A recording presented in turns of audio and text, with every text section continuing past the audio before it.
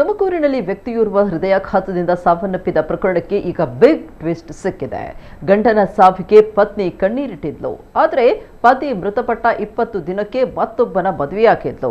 ಆಕೆಯ ನಡೆಯಿಂದ ಅನುಮಾನಗೊಂಡ ಸಂಬಂಧಿಕರು ಪೊಲೀಸ್ ಠಾಣೆ ಮೆಟ್ಟಿಲೇರಿದ್ರು. ಅಂತ್ಯಕ್ರಿಯೆ ಮಾಡಿ ಹೂತಿಟ್ಟ ಶವ ಸಹ ಹೊರತೆಗೆದು ಪರೀಕ್ಷೆ ನಡೆಸಲಾಗಿತ್ತು. ಈ ನಡುವೆ ಪ್ರಕರಣಕ್ಕೆ ಬಿಗ್ ಟ್ವಿಸ್ಟ್ ಎಂಬಂತೆ ಪೊಲೀಸರ ವಿಚಾರಣೆಯ ವೇಳೆ ಸ್ಫೋಟಕ ಸಂಗತಿ ಬಯಲಾಗಿತ್ತು. ಪತ್ನಿ ಹಾಗೂ ಆಕೆಯ ಹೊಸ ಗಂಡ ತಾನೇ ಕೊಲೆ ಮಾಡಿದ್ದಾಗಿ ತಪ್ಪೊಪ್ಪಿಕೊಂಡಿದ್ದಾರೆ. ಪರಮೇಶ್ ಸಾವಿಗೀಡಾದ ವ್ಯಕ್ತಿ ಆತನ ಪತ್ನಿ ಆಶಾ ಹಾಗೂ ಆಕೆಯ ಪ್ರಿಯತಮ ಚಂದ್ರಪ್ಪ ಸೇರಿ ಹತ್ಯೆ ಮಾಡಿರುವುದಾಗಿ ತನಿಖೆಯ ವೇಳೆ ಬಾಯ್ಬಿಟ್ಟಿದ್ದಾರೆ.